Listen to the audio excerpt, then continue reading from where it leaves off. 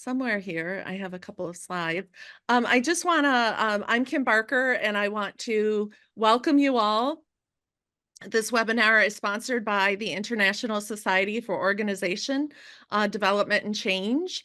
A lot of you are familiar with this wonderful organization, but if you're not, please go to isodc.org and check it out. It is a group, it's a kind of a, I don't want to say small because it's worldwide, but it is a nice size community of people that want to change the world for the better. And they have the OD Journal, which is a wonderful practitioner journal as well. Any of you who are looking for an exciting conference to attend this fall, ISODC is going to have an international information sharing conference in Lyon, France. I am really excited about this, and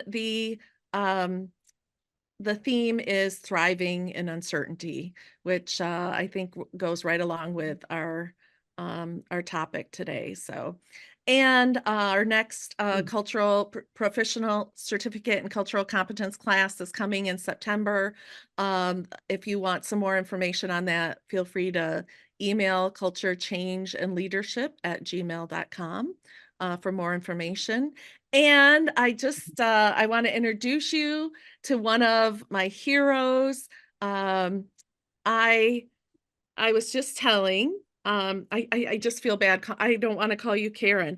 Yes, please do. Please do. Yeah, everybody, please Okay, do. fine. Yeah, I'm more comfortable that way. I was in my PhD program, and we were reading the book Composing Qualitative Research, and I was telling Karen it was like the heavens opened up. I was just so excited, and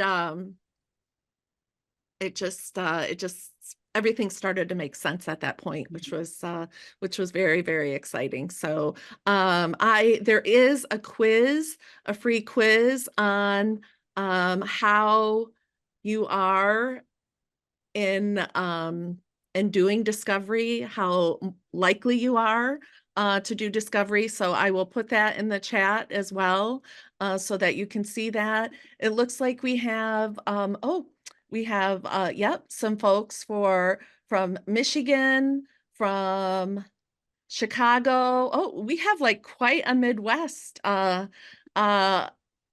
contingent here, so that's kind of exciting. Wisconsin, and forever students, practitioners, and master students. You know I'm from what? Ohio, so that's too. Yes, it's like we have Yeah. this is like a a master's consortium or something right here. So and I'm sure we'll probably have some more people come in, but again, I really want to be, in the interest of time, I want to be prompt on that. And we really want this to be a conversation. So if you have a question, I don't want to wait till the end, you can raise your hand or just speak out. It looks like a lot of you have muted yourselves, but feel free to say, hey, I have a question, because we really, sometimes when we wait till the end, the question, it's just not the same. So we want us to have a lively conversation here. I got the book. Let's see, when did I get it? I got it not yesterday, but the day before. I have read it all, and I'm just so excited for Karen to tell us why she wrote this book. So Karen, I'm gonna let you do that. Sure. It's nice to meet you all, and I echo Kim. So thank you first for inviting me, Kim. I really appreciate it, and look forward for all of you that you've made the time to participate in this webinar today. And so I appreciate that. And I'm going to share something. So I'll tell you why I wrote the book, and then how that also helps how it came to. First start, I guess, with how it came to be. But so I do the qualitative research. So that's basically, and I had worked at a Fortune 200 corporation before going back for my MBA and then PhD, in between some things, the consulting and some other things. So I had really been grounded in actual work inside organizations. And what I wanted to do, and I really had experienced how much culture had played a role in the work. So I didn't know much about it, but that's what I wanted to study, and human resource decision making in that kind of in organizations was the initial take that I wanted to do. And so that whole notion of culture and change really required context. I couldn't, and I knew from my work that really some of the studies missed the mark because they didn't have the context in them. So I went with qualitative research. I was fortunate at Case Western to be able to have one professor in business and one professor in sociology who were really very helpful and were part of my committee to do that. And as a result, when I went into organizations, I studied a Fortune 200 corporation for my dissertation. All year I stayed in there, and subsequently had done a number of field studies, nonprofit, healthcare, for-profit organizations across North America and Canada, as well as the US in these times. And so what I noticed was that there were a number of well-intentioned change initiatives that failed. And that failed for reasons that our research wasn't accessing. They had leadership support, they had resources, they had engaged employees in the process, and they still either went off the rails and just kind of died away, or they just didn't reach what was expected, what they had hoped for in doing the change. And so I really wanted to find out, and yet I knew from the studies that there were some that did succeed. So 30% of all change, I think this is a pretty consistent statistic across time, succeed. 70% do not. Right. And when you look at cultural change, that's a little bit lower. So cultural change, I think of as change in beliefs along the way. So we shift from, like Microsoft shifts from a know-it-all to a learn-it-all kind of culture. You shift your beliefs as well as your practices with cultural change, and 15% of those succeed. So I was pretty keen on understanding what those organizations who succeeded wanted, what were they doing? And so I was fortunate. So some say I sampled on the dependent variable, and I say gladly so. That's just part of it. And trying to find phenomenon rich, as we do in qualitative research, organizations that do that. And so I've been really looking at them for about 10 years, trying to understand this. I had a field study that was early on, like just at the 2010, 11 in there, where I spent a number of years back and forth and in the field, and then also studying their change initiative over time. And I'll share just a quick vignette about that. So I wanted to understand that. So I studied them, and that was a real opportunity to help me get a base for looking at other organizations. And I have to say, they helped me discover the power of discovery. The way that they did that, they were using lean management. I mean, and then they incorporated this other kind of something that was happening. And so that realization, as I started to unpack what they were doing and what I saw them doing, is the foundation for my book. So the power of discovery, they helped me see, is central to the rethinking and the reimagining of beliefs and practices. And that's its power when we think and treat discovery as a process, not as an end result or outcome. I have to tell you, when you started to use the healthcare example, I worked in healthcare for a number of years, and I was like, oh no, healthcare. Oh, yeah, I know. Yeah. I mean, there's so many silos, right? There's Yeah. so many fiefdoms, right? But then as you got into your example, I was like, wow, if it can work here, Yeah. it can work almost anywhere, right? Right. It was a good sample case that way, for Yeah, sure. yeah. Definitely could. So we can either move into that case, or we can just have a conversation and get questions out from, I see Frank has joined us. Hello, Frank. A former, like a Case Western colleague. Oh, okay. Well, I'm sure probably, since I just got the book, probably a lot of us haven't read the book, but I don't know, maybe you could say a little bit about when I was in chapter 4 and I was reading on harnessing genuine doubt.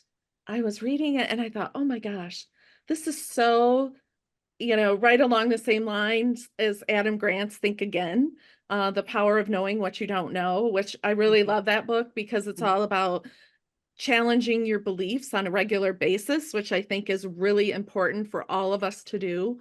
And then I flipped over the page and there's the 2x2 Yeah. from that book. So maybe you could just say a little bit about, believing in the tools and believing in yourself.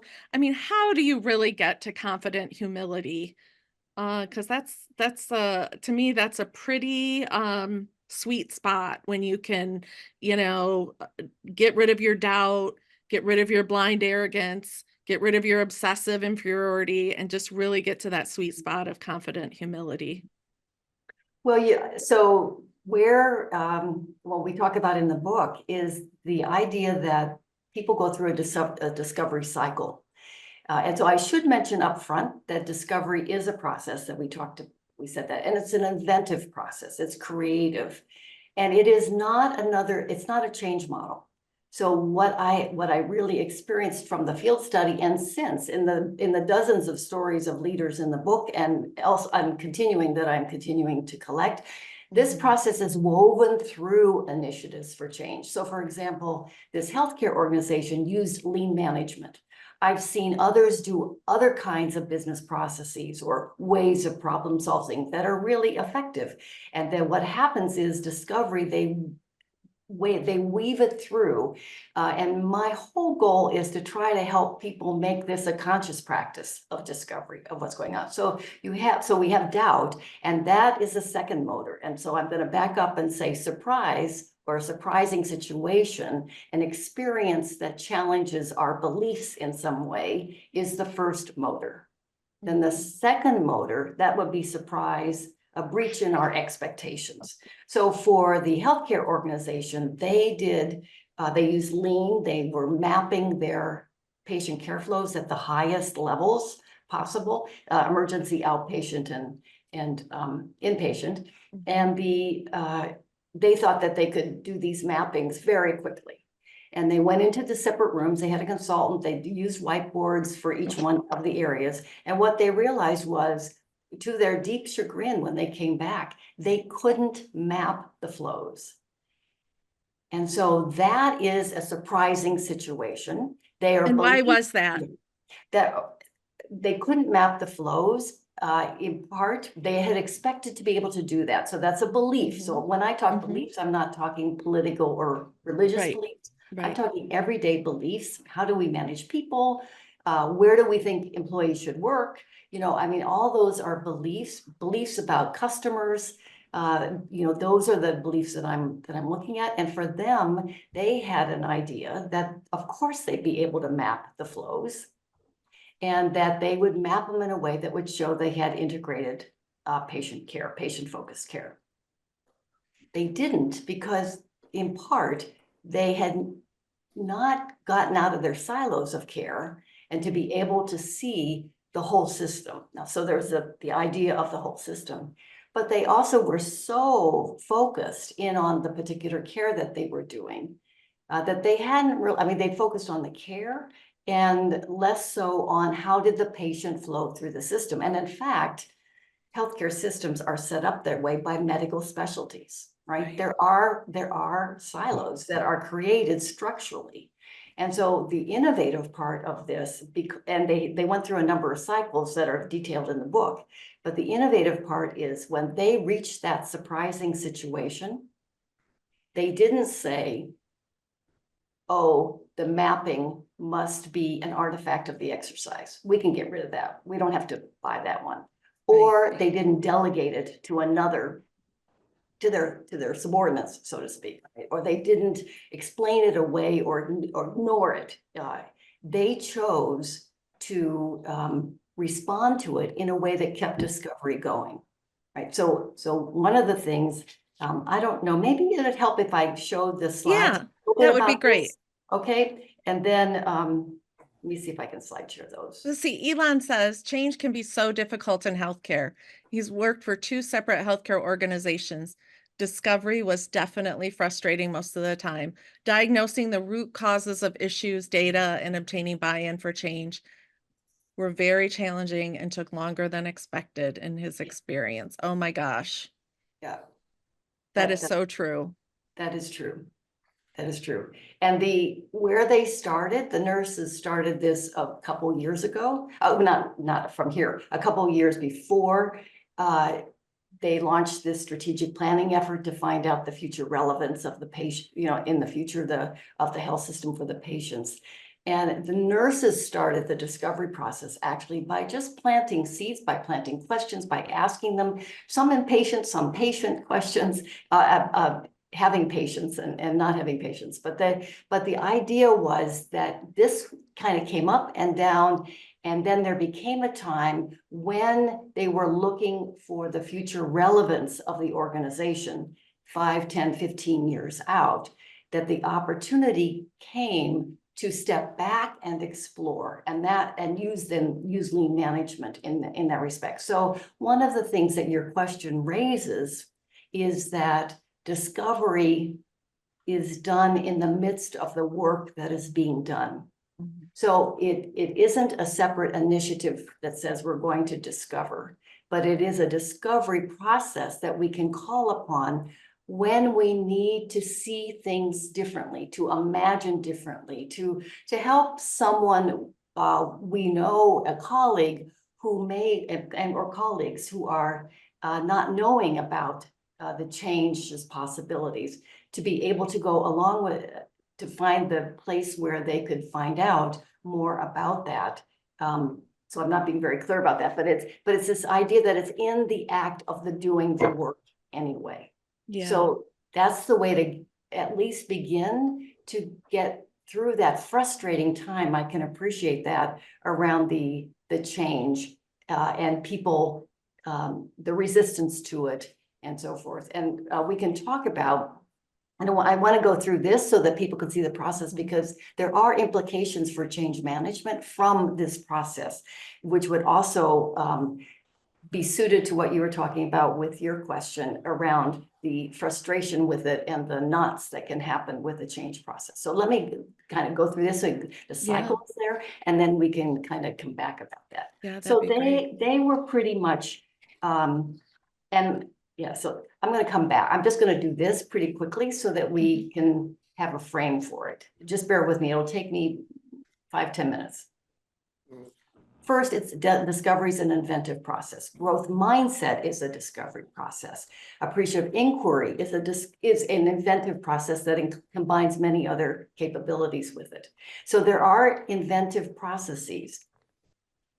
There are also evaluative processes in organizations. So evaluative, so whereas the inventive processes generate insights, dreams, visions, dynamism, unpredictability, I mean, those kinds of things. Evaluative processes are there so that they can measure, monitor, stabilize, make systematic. So they are things like goal setting, performance appraisal, production planning.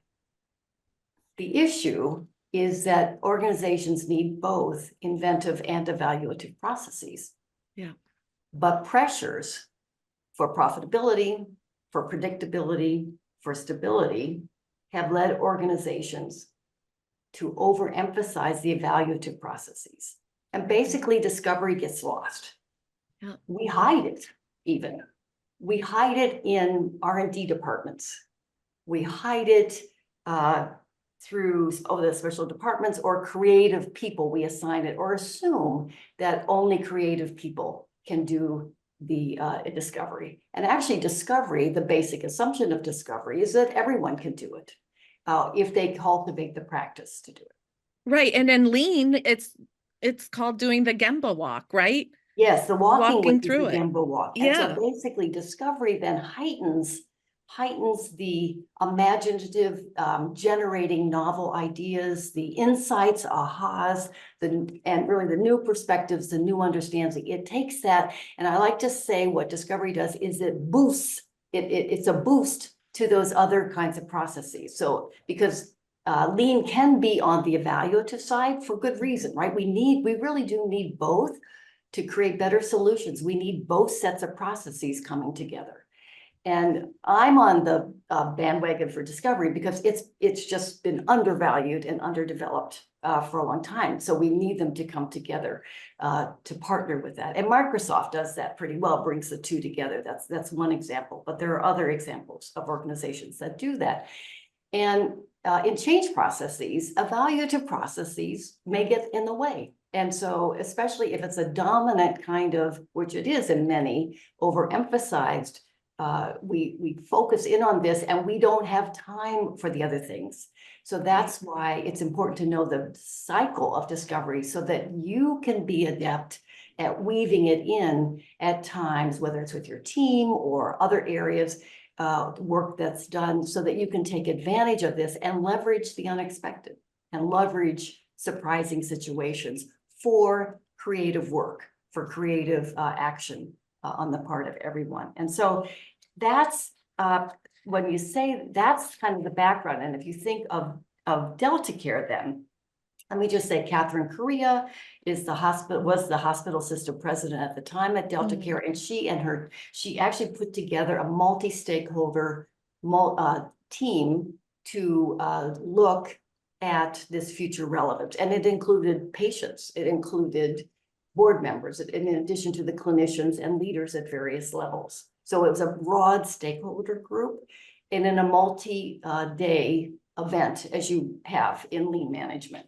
And their mission was to, quote, figure out the hospital. And so they did this mapping exercise, which they thought they quickly would be able to dispense with and then get on to the real business at hand. And they thought maybe they only have a few obstacles to really be able to address patient needs a little bit more in depth. However, they were extremely frustrated because they could not map the flows. So each group, the three groups, did whiteboards. It said, what are the flows? And they had some cross-disciplinary people in them, but they could not map the flows. And rather than focusing in that room, trying to figure out either we're going to get rid of it, like I said, what they stayed with the situation. The project manager said, the mapping exercise is at a very high level. And we could still see the fragmentation of care at that. I mean, they were chagrined. They were disappointed and chagrined. I mean, instead of these integrated flow charts, which they had been thinking of, their maps look more like unfinished puzzles. And they did not like this. So that's a surprise. That's motor one. Surprise ignites discovery. All right. So its role is to ignite discovery. We get surprises all the time. We often just ignore them. Some we may choose. I'm not really advocating you actually explore every surprise, but there are certain surprises you might want to explore, and you can even explore them provisionally. So go down a little ways with it to explore it, and does it hold promise? And if it does, you can continue it, but if not, you can pull it back. It's a blind alley, right? So part of this is when we develop a conscious practice of discovery, we can also then say, let me look at this surprise, not just the fact, not just experience that I've been taken aback, and that, oh my goodness, depending on a hit in the stomach about this surprise. I mean, it has various impacts on us, but that we can also step back and say, let me explore it. And how do I want to respond to it? Do I want to not respond to it? Or do I want to, in a way that will just kind of park it over here unless it comes up again? Or do I want to explore it and bring discovery in to do that? So, and having that lack of ego and that awareness to say, we're going to do another round, I was so impressed with. Yeah, they continued to do, they stayed with it. They deeply cared about the patients. And they saw an avenue. They began to get hope, actually. They were able to hope that their actions might make a difference. And so that's what discovery helps build as well in this. So that's what the project manager said. There's a lot of other data in the book about this, but so the key, there are a couple messages, and one of them is when experience challenges our beliefs. For them, it was the belief that it was going to be a straightforward exercise and that they delivered integrated care. When it challenges our beliefs, that is a surprise, but it's also an opportunity for discovery. Yeah. So that is a way of reframing these experience challenging our beliefs. Sometimes they upend our beliefs, as some situations are doing. So we have two questions then from a discovery perspective. Do we recognize these as opportunities? Maybe we take them up, maybe we don't, but we look at them and are able to evaluate them. And then how do we respond? Because experience teaches us by means of surprise. And it's the idea of how do we hold that surprise, even as it interrupts our belief. You know, we may not know how to act or what to believe. I mean, like it could be a shock, and it upends our beliefs. How can we step back and ask these questions about it? And so key is really noticing and then responding. And Korea and the stakeholder group had options on how to respond. As I mentioned, they could have ignored the difficulties, right, explained it away, you know, things that would derail discovery, or just say, that's not the task at hand and we need to move on. But you got to realize then those cases, those responses stop the discovery process. Instead, they ask questions. And Kim, this is the doubt part that you were getting at earlier. That's the second motor. They ask things like, what does this mean? Could mapping difficulties signal real issues? So they moved into what they didn't know, the not knowing. They were not prosecuting attorneys that said, oh, you know, like you knew the answer to it, or they weren't skeptical where they dismissed it and just kind of looked at what they wanted to look at. They were open to not knowing. And I love this. They said, could we be responsible for causing confusion in care? Sorry, I didn't hear you. Oh, in your model under doubt, it says, could we be responsible for causing confusion in care? And that really was a big hit in the stomach and a turning point for clinicians, where patients on the stakeholder group actually said, oh, so they actually walked care flows, came back and said, this is real. This isn't just the mapping exercise, it's real. And that's the clinicians, everyone was interacting and said, we might be responsible for what's going on with the missed, with the non-integrated care flows. So they unleashed discovery. And this is the other piece through their process. And they walked the care flows, and then they had a discovery, and they did it. And their discovery really was that the flows were not, that they were real, that the issues of the mapping exercise were real, in fact, and that the disconnects caused real patient hardships.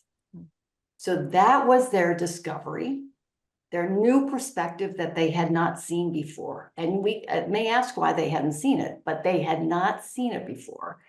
But there are many reasons why they didn't, as we talked a little bit about earlier. And so they said, we have to at least reduce these now more ominous obstacles to things. And that was the end of the first cycle. The key here is in each cycle, when we enter the discovery cycle, we have the surprise, the genuine doubt. It has to impact us. That's the piece. Self-doubt is we doubt ourselves, and we need a lot of antidotes to self-doubt. Every one of us feels self-doubt at some time. You know, it's like this little thing on your shoulder that says, you know, you're not worthy and so forth, right? And so we're not talking about that kind of doubt. And I often talk about that with doctoral students, actually, especially as they approach the dissertation, because it's not about doubting themselves or all of us doubting ourselves. It's about being able, with the confident humility, to doubt our ideas, our knowledge, right? We want to hold that knowledge fallible. Carl Weick said at one point, let's see if I can get this right. You want to argue as if you're right and listen as if you're wrong. Now, I would say you want to argue as if you're right in a way that others aren't put off by it, right? Right. But it's that you want to hold both. You know, you may be right, you may not be right. And here, what the Delta Care stakeholder group needed to see is that they were wrong, that their beliefs about the integrated care system were in error. And that's confident humility, that no one person knows it all, or that the existing beliefs are actually operative in experience when we take a hard look at it. So that's the piece around the doubt. So that you have, we need to be willing to challenge our beliefs, which is what doubt helps us with. And Karen, I have a quick question. Please, so what was the time frame for that discovery? And then I think it's just generally, I haven't read the book or have the book yet, but like, what is the general time frame for that discovery? They had pressure from the board. So yeah, they ran 5 cycles all told. They didn't set out to do 5 cycles, but they did it. And actually it's a pretty, I can't reveal the name, unfortunately, but it's a very innovative model of care. And they, at the time, had lots of people coming in to look at, they've been written about in terms of the model that they produced eventually. And it was way different. It was, so this first one was done within 2 to 3 weeks. I mean, it was the lean event. Mm-hmm. You know, and it wasn't like everything, all the discovery cycles were coupled together. They went on to develop it. Then they took the next level of care. And it's when they said that we're going to look at inpatient care. Were they prepared for the concept of discovery as part of the process, or no? That's a great question. They said things like, we're taken aback. All the clues around being surprised. And then they had an organization. I think the one factor that's critical here, they had someone to help them inside. So but who didn't know discovery. I mean, it wasn't like, but it was an organizational development consultant that they had just brought on staff. Not for this, but to do that, because the CEO believed in that. And so it was part of this larger kind of trying to implement lean genuinely and the bedside to practice and so forth that was going on. So there was a lot of searching going on, I would say, in this organization. And so it took them, that person helped facilitate, but the discovery process wasn't explicit. It was more in they wanted to keep exploring. So they took it to the next level. They had the same thing. They couldn't map those things.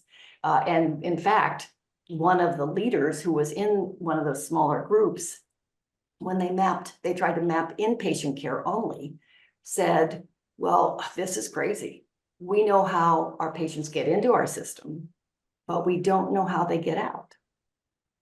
Yeah. And you think about how many systems, that's true, It is. Right. And so they said it and they didn't dismiss it. They went further. So each step of the way, that's what I mean about the response. So we notice it. With a discovery practice, we can notice when a surprise happens, and we can think about and reflect on what our surprise was. And so, and what response we want to make to it. And each time they went further. So I think it was probably 18 months all told when they actually, but it broadened it. They actually built a new hospital system so that they could, they got money. And the board went out and got money too to renovate the patient rooms, so that this new way of delivering care, where the clinicians come together with the patient and family, were able to be renovated to support that. So there was they took on other places in the organization took on this the computer on wheels and move the computer system so that every clinician could see the same patient chart. So that went on as auxiliary, supported by leadership. Mhm. And then they moved with this.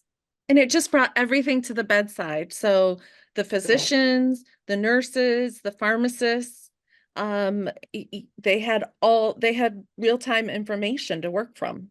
They did, and they had to, later they had, they did a lot of trials to see what would work and how that would work and how would they interact.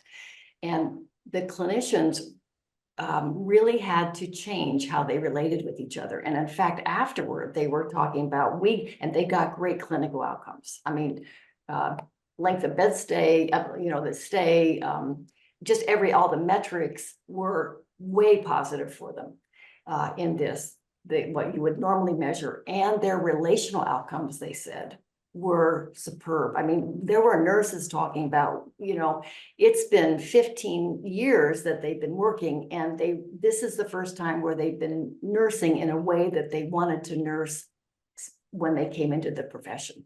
I mean, there were, and they weren't just saying this Right. across, I kept checking and pinching to say, is it really this way? And you could see it in the interactions. And so physicians had to deal with losing some authority to nurses who became responsible in this model for monitoring how patients moved through the system. So they basically built a process that cut across medical specialties. So they early on decided not to ground their innovation in a medical specialty. And they developed a process whereby patients could seamlessly move through the system, regardless of where they entered, what specialty they entered. And that is truly their innovation that they accomplished. But nurses were responsible in making sure that the patients kept moving through the system.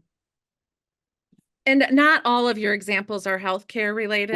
No, actually, no. So we can kind of move off of this. But I love, I just have to say, I love the one story where the physician just graduated from medical school and he came in to work in the homeless. Yes. Yeah. So actually there are probably 4 or 5 nonprofit. So that is Jim O'Connell, that I can say, the Boston Healthcare for the Homeless. So that's one of the studies. And there's General Electric, there's Microsoft, there's Intuit, there's Kronos, which has been morphed into UKG. So it's purposely varied in terms, I'm going to stop sharing, I think, at this point we can. But the nurse manager told him, you're in the learning phase now. Right. Yes. Yeah. I mean, so how many could really say that to a physician? Exactly. Right. That was awesome. And it changed his whole thinking when he became when he still was learning, right? And not saying, "Oh, okay, I'm in charge, I have to be the boss," and all that kind of stuff. While he continued to learn and focus on the patients, right? Do I dare say the customer? Right. Yeah, so it could be an individual discovery process as well as part of a larger in the organization for that. Definitely. So varied stories. And as a qualitative researcher, that really was each chapter has a story in depth about the use. And I don't have it with me, but there's a discovery cycle that actually shares for each story what the original beliefs were, and then how they changed over time, what practices changed. And so there's literally a cycle. I don't think I can show it here. For each organization. And I love I mean, it broke my heart, the story in chapter 1 about the play pump story and how there were surprises that came up along the way. Could you say a little bit more about that story?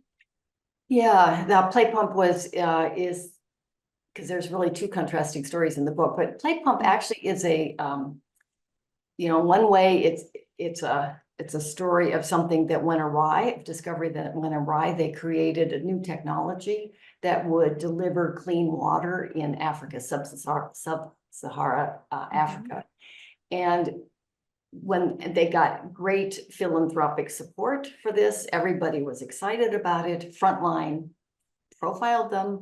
And basically they went to install, they had a very aggressive installation target, and they used a technology-based way of installing, which was to, like, they installed, they didn't run, and they totally ignored clues that were coming forward, which are the surprises.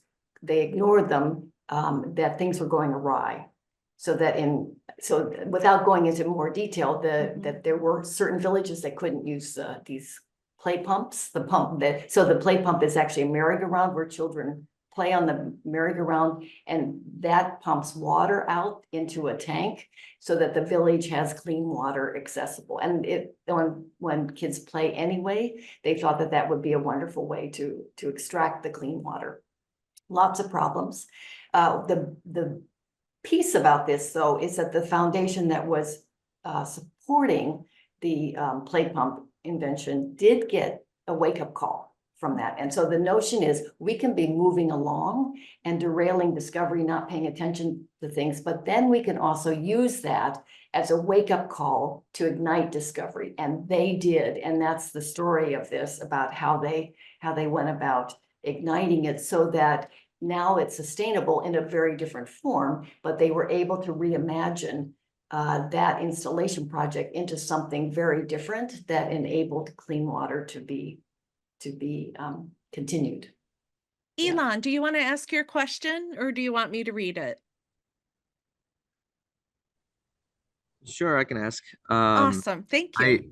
It's maybe a little bit of a long conversation, so I'm not sure if we have the time here. I want to be sensitive to everyone's time, but Oh, just try us. actually, I was recently asked to consult as an external consultant in a somewhat OD capacity with a small business, and they're experiencing a lot of current systems-based and technology-based changes, but they're struggling with recruitment and retention. A lot of the workforce is older and resistant to change. And so one of my initial challenges that I've been facing is, how do I help them prepare for the discovery process? And what are the beginning stages of bringing about cultural change or initiating cultural change, as that's something that I hope we can bring about, but it is definitely difficult in the beginning. Wow. You know, so that's really interesting. Help me understand the particular change you're wanting to make again, or that organization's wanting to make. So there's quite a few, but initially we want to improve the recruiting processes and help enable improved retention rates. Okay. So one of the things with discovery that I didn't know in advance until I looked at all the stories is that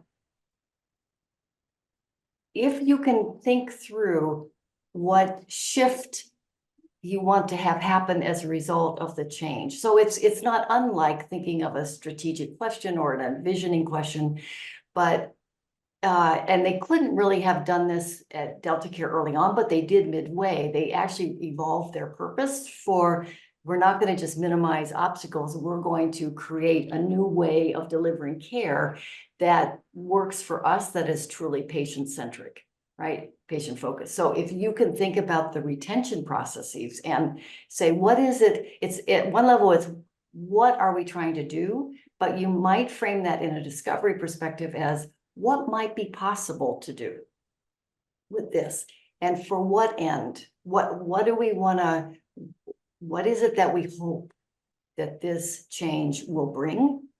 So that's the first thing. And then when you have that kind of sense, you can use it as part of, in your own mind, as part of the discovery cycle. That's kind of your starting point.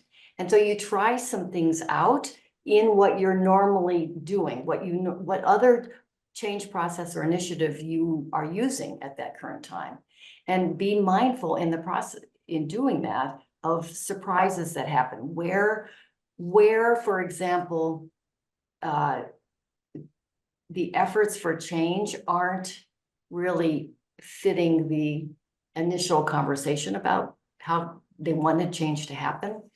Are there, one of the ways that discovery you can do very easily is to bring in user experience. So like the candidates, the people doing the recruiting, bring them into the process.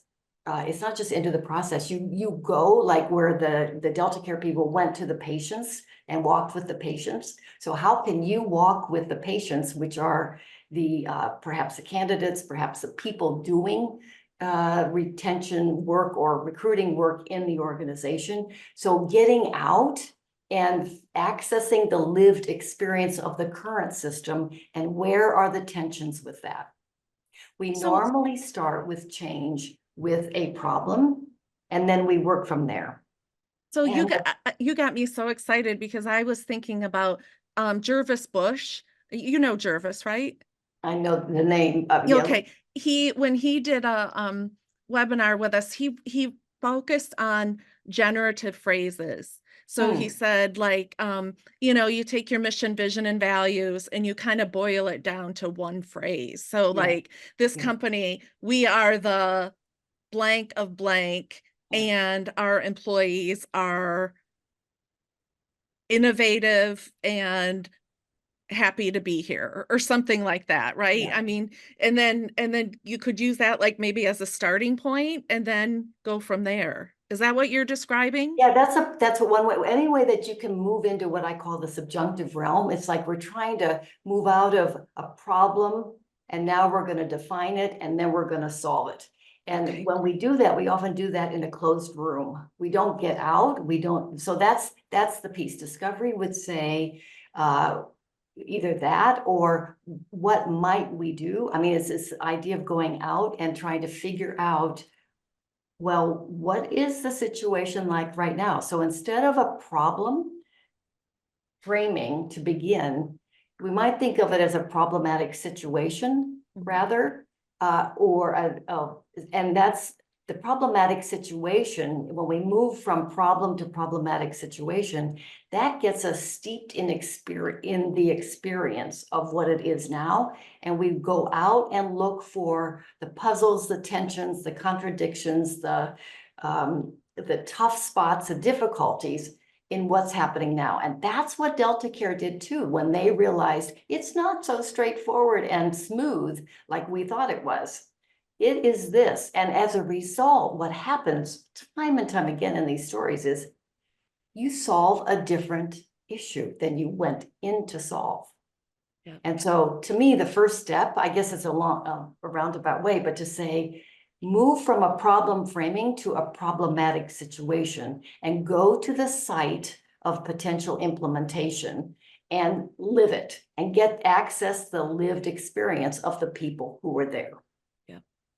And even if you can bring some onto the committees or whatever kinds of structures you have, we often wait for we seek buy-in after the fact. And that is a convincing process. That's instead of accessing user experience in advance to help us formulate what the change is, rather than create the change and then implement it. Like they're not two separate processes. They're linked, the design of it and the implementation. I don't know, Elon, am I coming through at all, or what do you take from that piece of it, that one piece? Yeah, definitely. I certainly want to take some time to read your book, which I have not had the opportunity to yet. But oh, it just came out yesterday. in the chat, we're having a little bit of continued conversation about that, where one of my peers here suggested exit interviews. And that's actually one of the first things I suggested myself.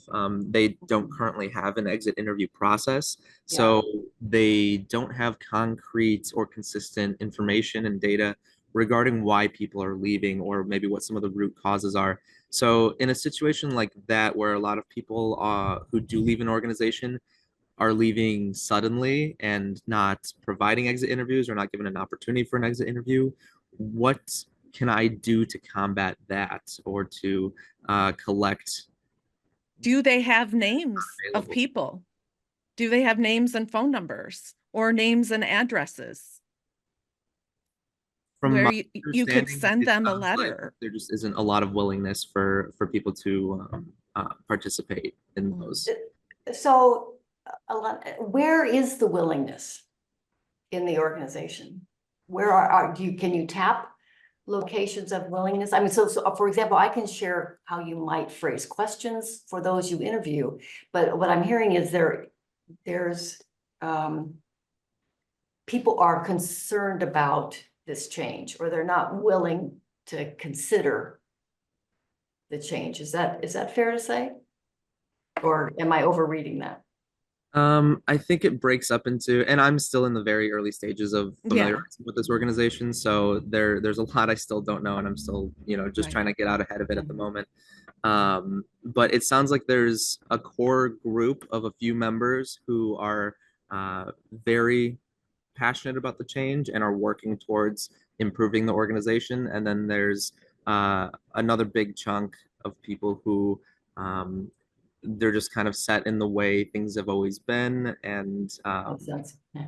they're not as concerned with the future of the organization. It's more of just, they just want things how they are and they're in their role, and that's just sort of all it is. Hmm. So there's two things that from a discovery perspective, there's a lot from a change perspective. And so uh, that I want, that's less. I really want to focus in on the discovery part. And one is the look for the places where there is the willingness. Now that you've got the passionate and you've got the ones who are not. There's got to be some people in the middle too, somewhere. I mean, there's Right. around that. So really work with, get people into the situation where this is going to happen, where it's going to be implemented somehow. You can invite people to go and observe with you, and then you could ask discovery-oriented questions. So if they're on the fence, or they're oftentimes fearful of going into this unknown, right? This doubt part, they're fearful of changing because they don't know what the change is going to bring. So Right. if you could walk with them, as a metaphor here, into this area where it will be implemented, then everyone can begin to see what it might or could look like, and begin to reimagine what is into what could be. And it's really through, it sounds abstract, but it is through concrete experience. I think probably with discovery and its pragmatist roots, actually, pragmatist theory, it's all about experience and being with people. So you notice it's large groups, being with people, mapping things, doing things out, getting out and walking with, asking questions of a discovery kind of way.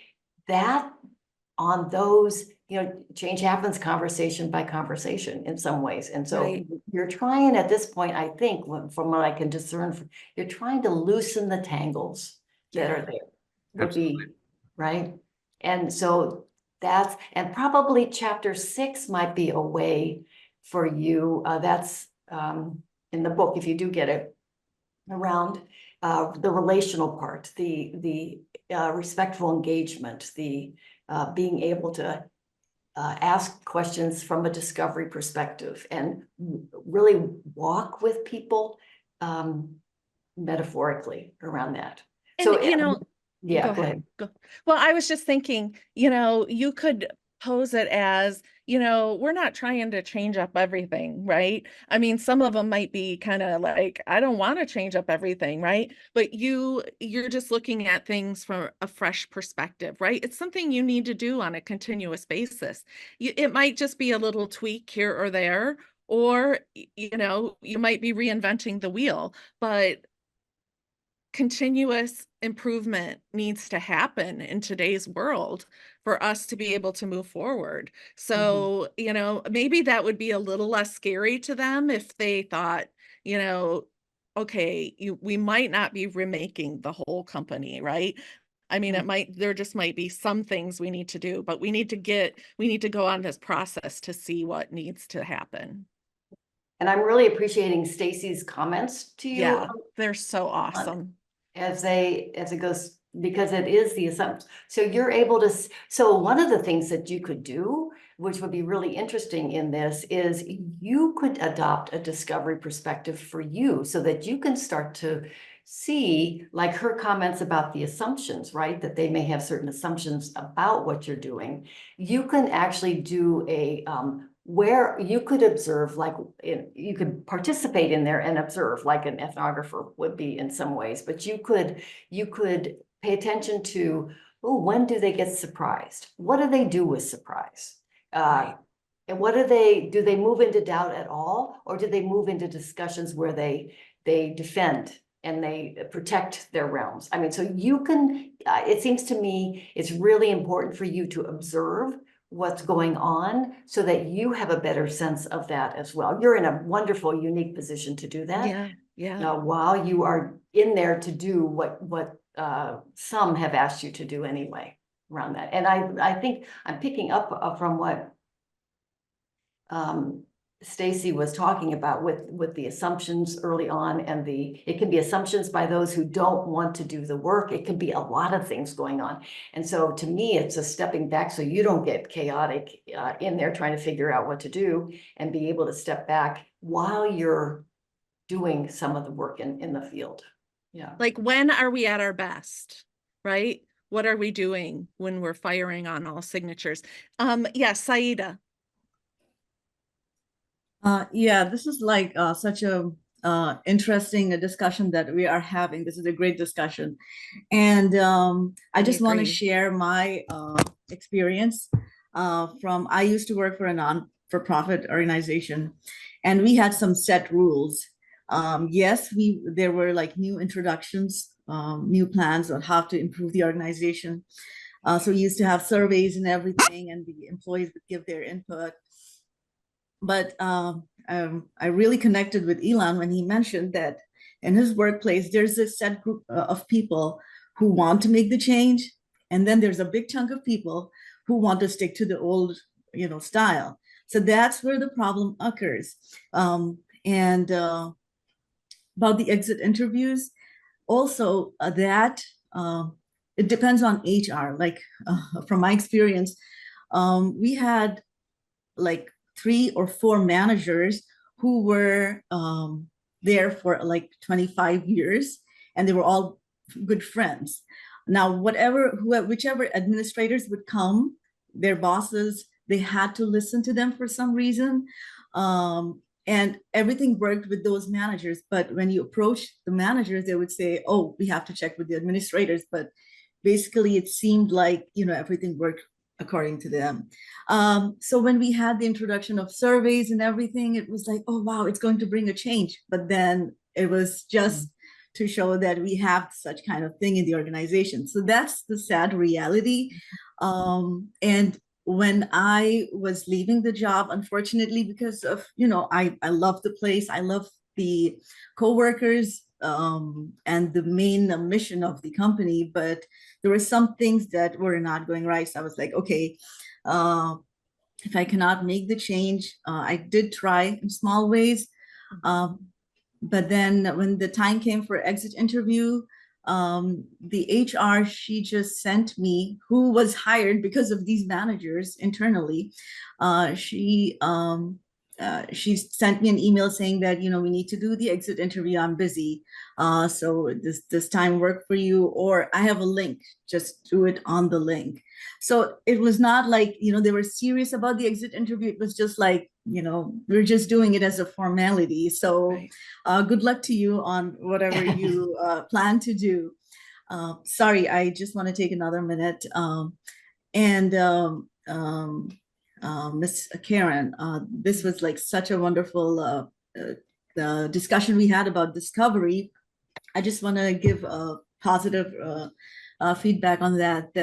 That's absolutely right. When I came to the United States and I had so many preconceived notions, there was excitement, but then it was also like, oh my God, will I be accepted? I'm always different.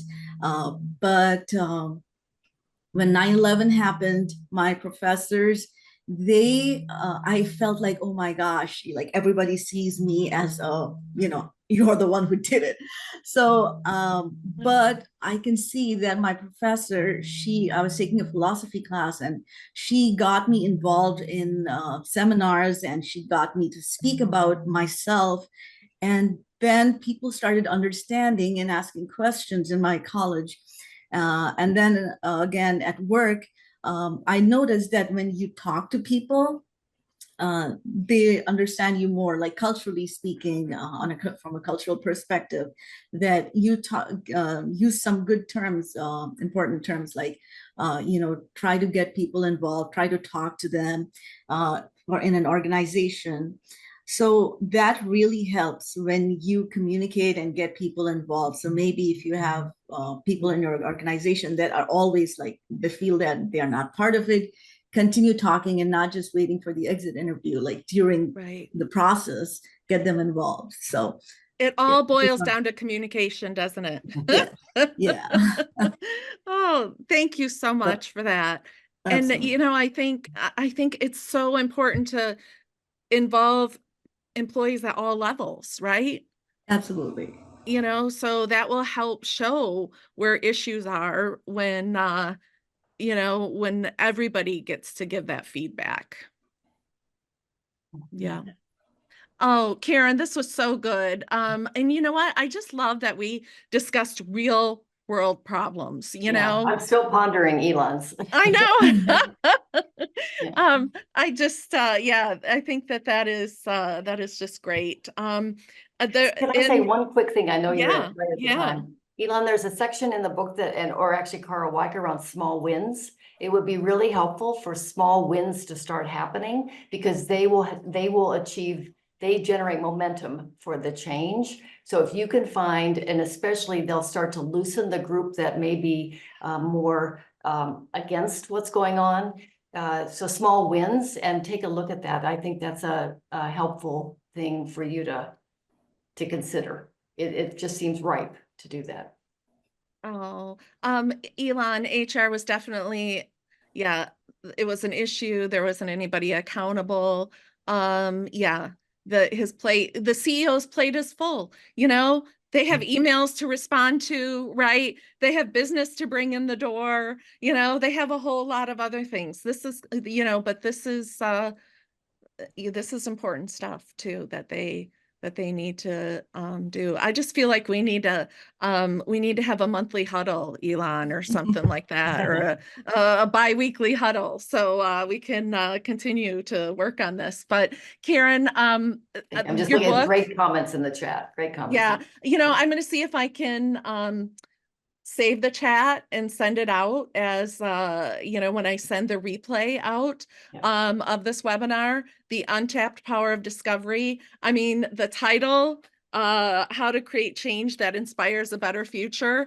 I was like, I think I jumped out of my chair when I read this title, and I was like, please go to the website to take the discovery quiz. Yeah, I'm so excited. I'm doing it right after this. The other thing too, I welcome people connecting with me online. It's a way to do messaging. And so Elon, Stacy, others, Saida, I haven't met everybody online, but I'm totally open to that. And when I tried to connect with you on LinkedIn and you accepted, I was like, oh, I'm so happy. Oh, she accepted. I want this discovery practice to be a public good, basically. And so the website will hold lots of different resources. Right now, it has a quiz that'll have a discussion guide for the book here shortly, a short and a long discussion guide, but then curriculum for teachers, for people doing discovery in the field. I really want this, and I'm going to build toward developing a workbook that I can publish of concrete things of exactly what you're talking about, Elon. Yeah, I think that's so great. And Stacey with the healthcare. Yeah, yes. Yeah. This is kind of like a master's level it's wonderful. symposium. I appreciate the yeah. Between EMU and Benedictine. So is that what it is? Yeah. So it's very, very exciting. Thank you so much for joining us. And I will send the replay out probably within a day or two. And I will send I'll try to send the chat out with it. So okay, great. All right. you Thank all. you. Appreciate And it don't very forget to much. get your book. Take All right. care. Bye, guys. See you.